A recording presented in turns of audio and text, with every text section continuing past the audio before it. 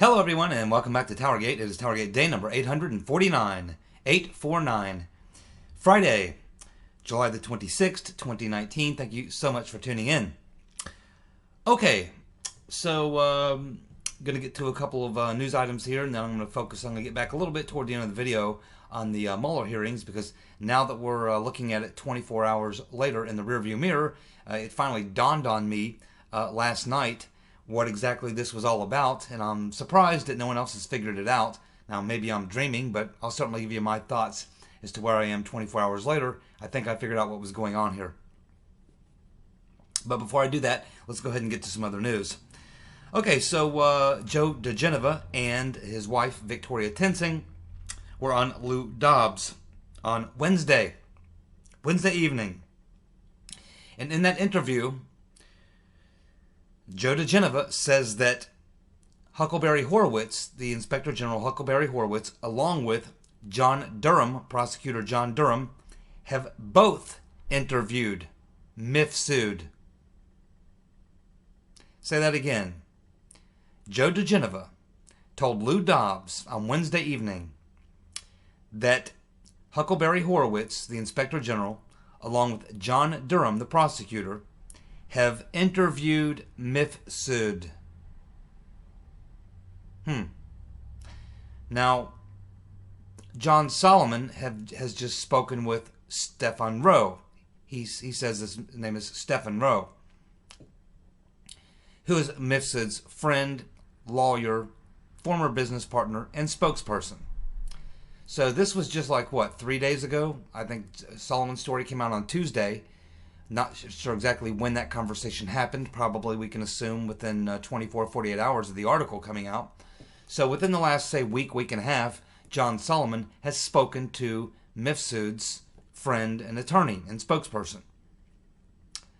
And Solomon said in his article that Durham was looking to set up an interview with Mifsud, and Rowe was working on making that happen. Didn't say anything about Huckleberry Horowitz. So this would be a fairly big development, and it would mean that Stephen Rowe did not say anything to John Solomon about it, if in fact this is true. Now, DiGenova and Tensing, I mean, obviously they have law offices in Washington. They know a lot of people there. They've both been in the government. DiGenova, I know for sure, knows Bill Barr personally. But there's a lot of people who go on these shows and they like to assert things that make it sound like they're really connected to the people who know. And it's hard sometimes to sort that out and determine whether or not they're just whether or not they're, I don't want to say making things up, but let's say embellishing. It's probably the best word. A lot of people will like to embellish things. They're true. They'll say something that's true, but they make it a little more than what it is. And I'm not so sure with the case of Joe DiGenova if that's what's happening. He does a regular radio interview almost every day on a radio network I sometimes listen to. And so I'll be interested tomorrow morning to hear if this comes up in his radio interview, to get a little bit more detail on that if possible. Because, you know, it's just strange that Solomon would have just spoken with Mifsud's lawyer within a week and a half ago. And as far as Solomon knows from talking to Mifsud's lawyer, Durham is trying to set up an interview with Mifsud. But here we have DiGenova telling Lou Dobbs on Wednesday evening that both Horowitz and Durham have both interviewed Mifsud. Now, Horowitz, how would Horowitz interview Mifsud? Now, has Mifsud come to the United States without anybody knowing about it? It's possible, because the Inspector General generally doesn't do outside interviews. Generally, the Inspector General is a watchdog of the Department of Justice and the FBI. He deals with things internally, and he talks to people who currently work there. One of the big slams against the IG report is the fact that Horowitz can only interview people who currently work at the FBI and DOJ, that he can't talk to people who formerly work there. That's one of the big slams on that, as well as the fact that he can't indict or anything like that. So maybe it's possible. Anything's possible. Now, Durham certainly would have the reach as a special, or he's not a special prosecutor, but he's a prosecutor, has the same authority as any other prosecutor. Certainly, he under the guidelines he's following from Barr, he would be able to reach out to people in foreign countries, foreign officials, and would probably be able to set up an interview. Be very interesting to know who he would use to conduct the interview. I'm sure he wouldn't fly over there and do it himself. But if Mifsud came to the U.S., obviously he would interview him, and Mifsud would have to come to the U.S. for Horowitz to interview him, because I don't think the Inspector General has that type of reach that he can get an interview with a foreign national outside the United States. That would be very, very unusual if that happened. So I'm a little confused by this story. I hope it's true. I mean, we know that Durham is trying to get an interview with Mifsud. We know he's trying, but here's DiGenova saying that both Horowitz and Durham have already interviewed Mifsud.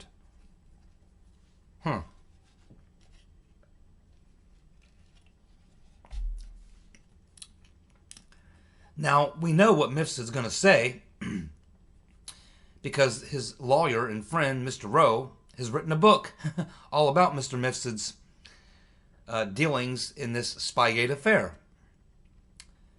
He's talked about it in interviews. You can Google Stephen Rowe, Joseph Mifsud, and you can read all about it. I mean, he offers excerpts from the book. He's given multiple interviews.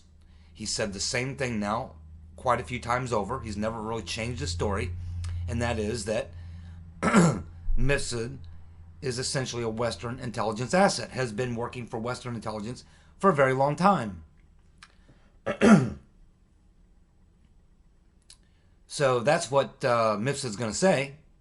And this Stefan Rowe is also saying that in the case of Papagalopolis, that it was an operation that Mifsud was kind of recruited for, and that it was being directed from Link University, Link campus in Italy, and the spy school, along with the London Center for International Law Practice in London. So that's where the directions were coming from. Well, again, that would indicate to me British intelligence. And who would be the person who would be directing that, probably from London? Well, that would be Stefan Halper. It just stands to reason that if Stefan Halper was the person who was supposed to extract the information out of Papagalopolis that Mifsud was supposed to plant, then I think it's pretty clear to me anyway. It makes sense. It's reasonable to assume or conclude that Stefan Halper recruited Mifsud and basically said, yeah, I want you to go tell this guy Papagalopolis we're going to send him your way. We're going to send him to Rome, to Link Campus University. We're going to have him introduced to you. And you're going to tell him that the Russians have Hillary's emails. And then, when he comes back to London, I'm going to sit down and have dinner with him and get him to tell me all about it. That's your job, Joe. So I think that that's what this thing's certainly going to boil down to when we finally get, through all the smoke and mirrors. That's eventually where we're going to arrive. So I don't know. Is it true? Is it not true? I have no idea, no way of knowing it. I'm a little suspect when if he just said Durham, I would think, okay, it's possible. But when he says Horowitz, that doesn't really make sense to me. And of course, it doesn't make sense that Solomon just spoke with Rowe, and I don't know why Rowe would not tell Solomon if they had met, or why he would say that they're trying to put a meeting together. So there's something going on here. The two do not mesh. Which one's true? I don't know, but I'm sure we'll be finding out. Now, I'm sure that eventually they will get to. I'm sure eventually Durham will get to Mifsud. Horowitz. I'm scratching my head on that one. I don't really know how that works. How the IG would get to Mifsud, unless Mifsud volunteered to come and testify, or talk to Horowitz. He would have to come to the U.S. He'd have to walk into the Department of Justice and go into Horowitz's office, I guess. Anything's possible. So I don't know. I guess we'll keep following that and see where it goes. But I think there's no doubt that that Durham, before this is all said and done, is going to interview Mifsud one way or another. Because as I've said time and time again, you cannot really, if you're looking to crack this case and you want to find the origin, you really can't come to a conclusion about the origin of this case until you interview Mifsud, Halper, and Downer. They're integral to the entire thing. Operation Crossfire Hurricane supposedly was started because of Papagalopolis talking to Downer and giving information to Downer, allegedly, that was given to him by Mifsud. So, that is the origins of Operation Crossfire Hurricane, as we're told. Now, we know it's not true, but that's what we're told. So, yeah, you have to talk to Mifsud, you have to talk to Halper, and you have to talk to Downer, or you're not looking at the origins of the investigation. I certainly believe that John Durham is smart enough to know that, obviously. So, yes, I do think that there will be a Mifsud interview with Durham. How it happens, when it happens, if it's already happened, I don't know, but I know it's almost certain to happen. Or you're not going to get to the bottom of the fish barrel here. Plain and simple. He would have been my very first interview. Well, actually, the Rotten Reverend Clinton would have been my very first interview. And my last interview would be Obama. My first will be Hillary. The last will be Obama. And then, but Mifsud, Halper, and Downer would be high on my list in the top 5.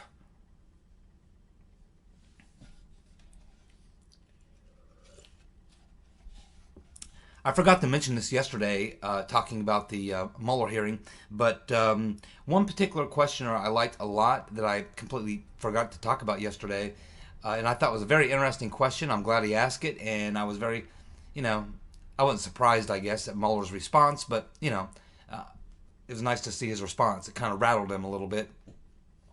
I'm talking about the question that was asked by Chris Stewart. Chris Stewart. He asked Uncle Bob, the executioner, if he was aware of anybody on his team giving a tip to CNN, tipping them off about the raid on Roger Stone.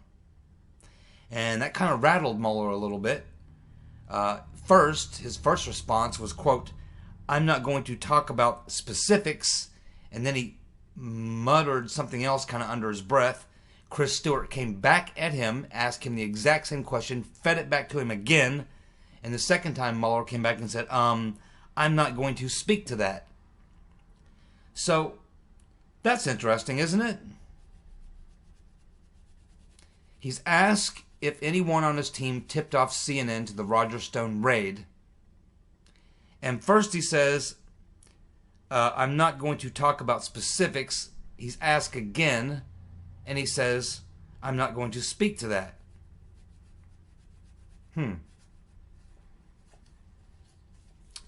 Why didn't he just say no? I mean, if in fact you're making this accusation, I mean, that's very, very bad. It would be very, very bad if someone on Mueller's team tipped off CNN to the raid, for a lot of reasons. By suggesting that he's not going to talk about it, he wanted to dodge the answer,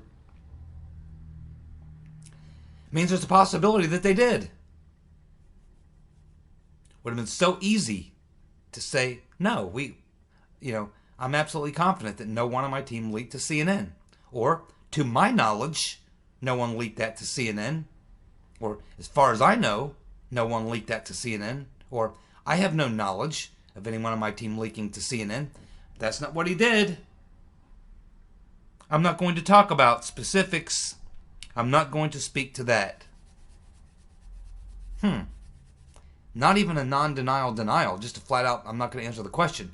Why wouldn't you just simply answer that question? It's not like getting into classified information. It's not anything like that. In fact, you would have to assume that that would almost certainly have to be a no, we did not. Because to say yes or even suggest there's a possibility that it may have happened is very, very bad.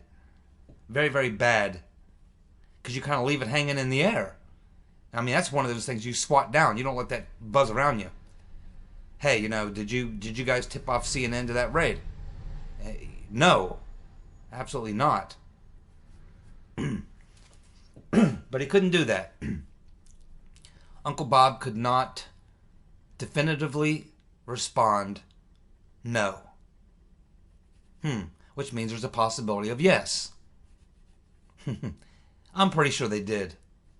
And I'm pretty sure Uncle Bob knew about it. Well, I'm not sure that they told Uncle Bob that they were going to do it, but I'm pretty sure he didn't take him long to figure it out like everybody else. Because the idea that CNN just happened to have a hunch and show up there is bullshit. Good question there, Chris Stewart. Thank you so much for asking it. Well, it appears that Jeffrey Epstein is having some issues in prison. Most pedophiles do. Apparently, they found him in the fetal position on the floor. I don't know what his injuries are, but they suspect he might have tried to commit suicide. Which, the Clinton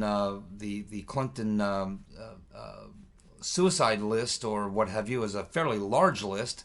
An awful lot of people know the Clintons who find themselves in trouble, or people who could put the Clintons into a compromising situation, have a tendency to have accidents or fall into a state of depression and commit suicide. A lot of bad things happen to people who have damaging information on the Clintons.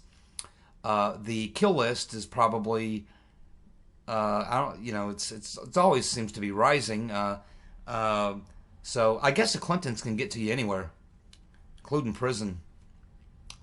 So the body count, the Clinton body count, right now holding, I think the last I saw was 142. We'll find out if Epstein finds himself onto that list, right along with many other people, including Vince Foster. So, yes, we'll find out what's going on there, or it could just be the standard practice for when a pedophile is entered into the prison system. Generally doesn't go too well. Ask Jeffrey Dahmer. Well, the Wall Street Journal and Politico are reporting that after the Mueller hearing, that Nancy Pelosi had a meeting and she told Jerry Nadler to cool it on the impeachment. Yeah, I believe I put that in yesterday's video. Even before I heard this, I was pretty sure that would happen.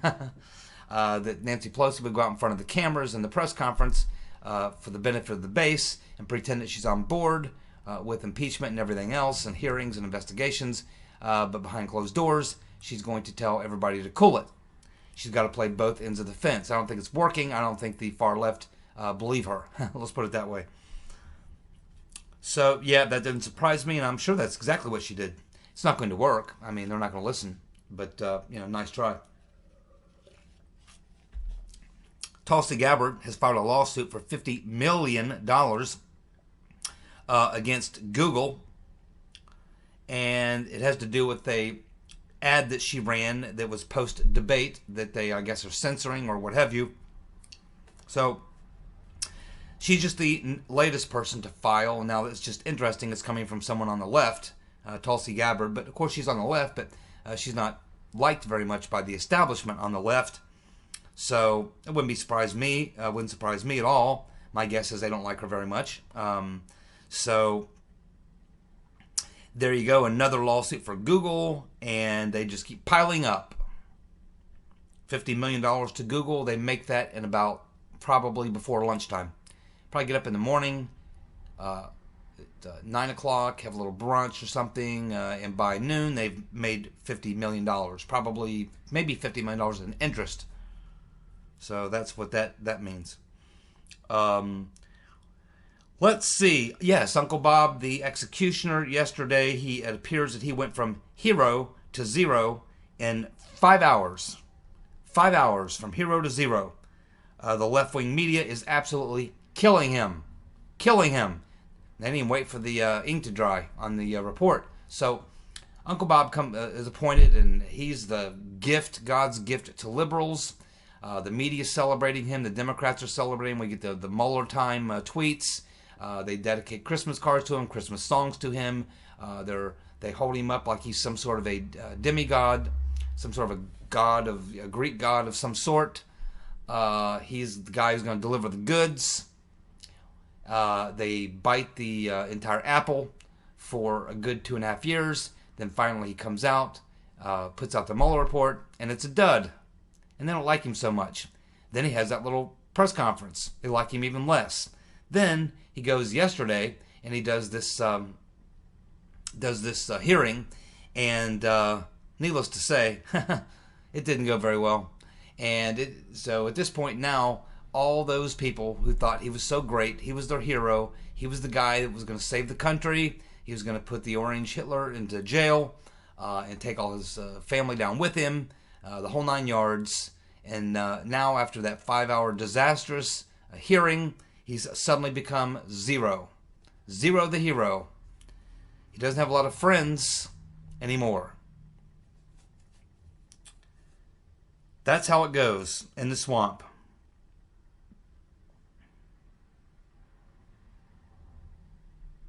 Oh, Papagalopolis.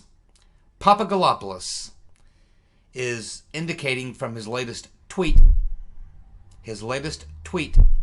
that $10,000 that his lawyer had, that he's been sitting on, it's been turned over. Oh yes, it's been turned over and is currently being examined. Yep. Now, we can assume that that money was used to frame Papagalopolis, which means that money would be tracked and recorded by the FBI. They take that money and they use it to frame someone. Then they eventually get the money back. It's entered into court as evidence. They have to show the serial numbers of the actual money when they used it at the beginning, and then they have to show it's the same money at the end when they got it back, and that's how they make their case in court.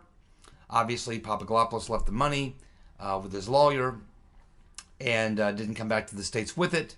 He's been holding it for all this time. Now he's turned it over. They're examining the money. They'll most likely tie that to some documents associated with the case on Papagalopolis, and they'll probably, I'm almost certain, tie that money back to the FBI, and therefore it will show just another one of the sting operations on Papagalopolis that didn't fly.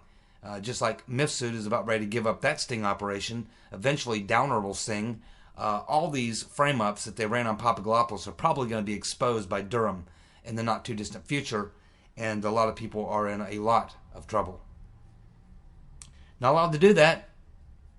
Not allowed to do that.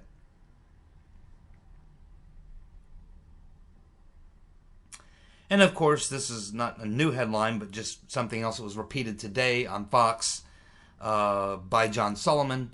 He told one of the blondes at Fox, I think they're all blondes at Fox, he told the blonde at Fox that, John Solomon told the blonde at Fox that all of Mifsud's contacts, according to his lawyer, Stephen Rowe, all of Mifsud's contacts with Papagalopolis were part of an intelligence operation. All the contacts with Papagalopolis by Mifsud, according to Mr. Rowe, were part of an intelligence operation. Intelligence. I'm thinking British working with the CIA. But it was all going down in London and Italy, and that tells me probably Great Britain, the UK intelligence, probably the guiding hand, with Mr. Potato Head sort of in the shadows, sort of directing from the shadows.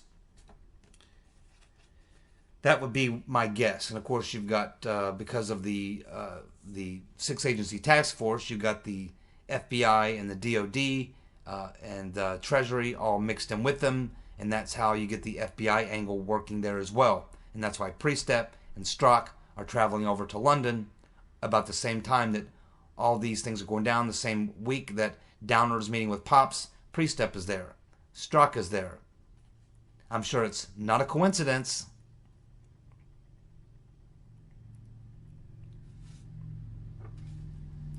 Okay, so now this Democratic plot that we saw with the Mueller hearing. So I'm sitting there last night, and as I told you yesterday, I watched the Democrats' press conference after the Mueller hearings. And of course, you got Pelosi, Elijah Cummings, the pencil neck geek Schiff, and you've got the Penguin, Jerry Nadler. They each take turns coming up to the podium, and they've got a easel, and they've got, very nice professional graphics, printed stuff going on over here that they're pointing to. They've got a totally prepared, they're all reading, they all got totally prepared statements and responses, and this is literally right after the Mueller hearings. Nowhere near enough time for some expert people to sit around and write these statements for them. No time to go to the local graphics store and have this, high quality graphics stuff printed up. So obviously this was all done in advance. And when I thought about that, I thought, you know what the whole Mueller hearing was and what it was all about, and why they were so hell-bent on forcing Mueller to come and testify, even though he did not want to, and told them he wasn't going to say anything different than what was in his report. But they still were so hell-bent on having him come that they forced him by subpoena. Forced him to come by subpoena, knowing good and well he wasn't really going to tell them anything that they probably wanted to hear. He was going to only talk about the report. He wasn't going to speculate on anything. Probably wasn't going to give them what they really wanted. And that, in fact, that he's kind of senile. He's not, altogether there. He wasn't going to look very good. But I stumbled onto this, and I'm thinking, everything that they're saying here is all prepared. And the graphics and all the stuff they got going on here, this was obviously put together some couple of weeks ago. These statements they're reading are, they're reading word for word. They didn't just have this stuff put together in the last hour to be able to come out and do this press conference. This stuff's obviously been in the can. They've been waiting for this to happen. So then I realized as I'm analyzing what they're saying, and basically what they're saying is they each come out and try to make a case for how explosive Uncle Bob's testimony was, and how he confirmed everything that they have suspected for a very long time. You had Pelosi doing her thing, talking about the cost and how many lawyers, and then she's showing, well, he got all these convictions, he got all these, he got this, blah, blah, blah, blah, blah. Here's how successful he was. Then you had Jerry Nadler steps up there and says, yes, well, the hearings today showed unequivocally that we have direct evidence of Russia interference in the 2016 election, and that the president's cooperation with it. We have obstruction of justice. We have abuse of power. We also find out that Trump would and did benefit from the Russian meddling, and he welcomed it, and he goes on and on. He lists about 15 or 20 items that he says were all big bombshells that were released or came out in the Mueller hearing. Then along comes Adam, the bug-eyed fool Schiff, and he does his thing, starts off by praising Mueller, and then he goes off on his tangent, and then he actually breaks off, believe it or not, into saying, then he goes to a total tangent and says, well, but really, the thing that really we should really be focused on here, Nancy Pelosi was saying, well, we should really be focused on, Trump's finances and his business dealings, and Nadler is going back to the old, collusion, Russia collusion, obstruction, abuse of power, blah, blah, blah, blah, blah. Then here comes Schiff, and he's on something totally different. He's like, yeah, blah, blah, blah, blah, blah. Then he starts talking about, but the real thing that we should be looking at here, and the underlying thing, and probably the most important thing, is that Moscow Trump Tower. The Moscow Trump Tower. You mean the Moscow Trump Tower that never got built? There is no Moscow Trump Tower. It was an idea that Felix Sater and what's his name, Michael, his lawyer, the lawyer's now in jail. They tried to put it together to get Trump to go along with it. Trump looked at the deal, didn't like it, said, nah, I don't think so. I don't think so. And there was no Trump Tower in Moscow. Never has been, still isn't a Trump Tower in Moscow, but that's what Adam Schiff now wants to investigate. He now wants to investigate the Trump Tower in Moscow that doesn't exist. Then Elijah Cummings, and I have absolutely no idea. I listened to the man for about 5 minutes, and I have no clue what he's talking about. He literally is so, he goes from one thing to another to another. I have no idea what he wants to investigate, but it's something. So what I thought about a little while after watching that, in fact, several hours later, last night, I'm thinking about it. I'm thinking, you know what? The only reason that they forced Uncle Bob by subpoena to have those hearings is so that they could have the press conference. The whole thing was about the post-Mueller hearing press conference. The whole thing, subpoenaing Mueller, all the lead up, all the show, all the spectacle for the Mueller hearings was not about the Mueller hearings. The Democrats knew Uncle Bob didn't want to be there. They knew he wasn't going to give them anything really because he was only going to talk about what was in the report. He rebuffed him several times during the hearings. And they obviously knew that because they'd been in contact with him. And he probably said, man, I really don't want to come. They're like, well, you got to be. They're going to subpoena you. Well, why would they want to subpoena Uncle Bob if they know he's nearly senile? He's not going to help their case really any at all.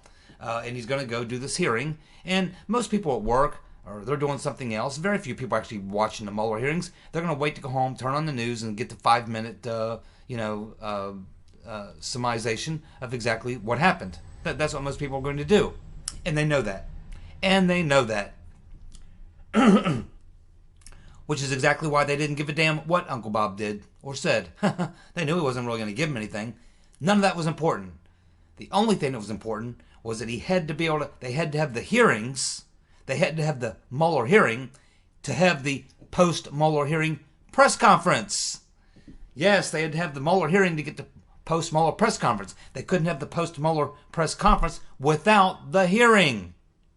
The only purpose of the hearings was to set the stage for the press conference, which was supposed to be a room full of reporters after Uncle Bob dropped the bombshells and after they had their day and they were going to drag Uncle Bob, try to bring some stuff out, get him to say some things or whatever. They, in their mind, pictured it going completely differently.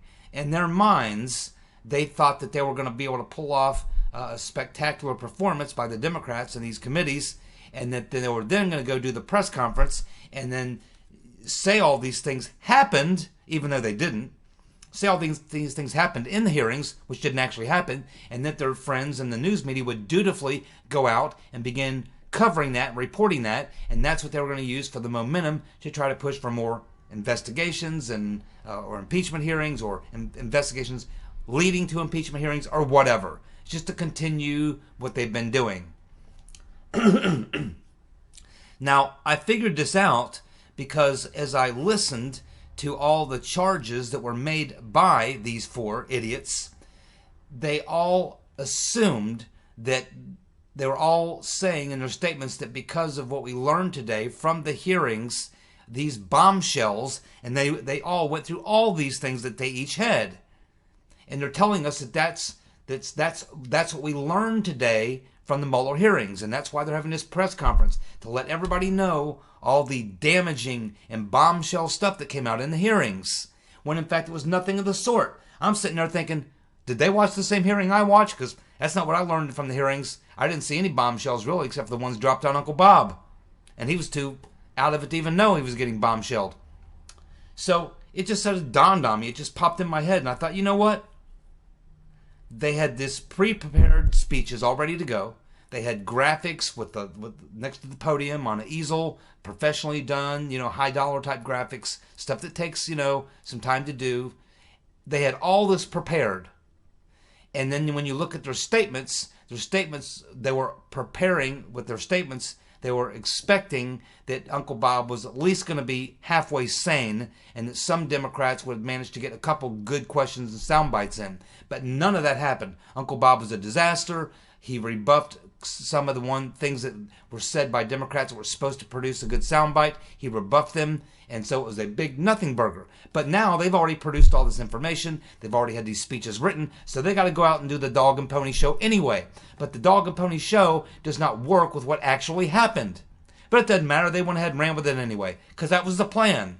The entire thing, the Mueller hearing, the whole 9 yards, subpoena him, force him to come, was never the game. It was never the big show. The big show wasn't supposed to be the hearings. It was supposed to be the press conference after the hearings. But they were both bombs. Thank you so much for tuning in. I'll be back tomorrow with more TowerGate. See you guys. Bye.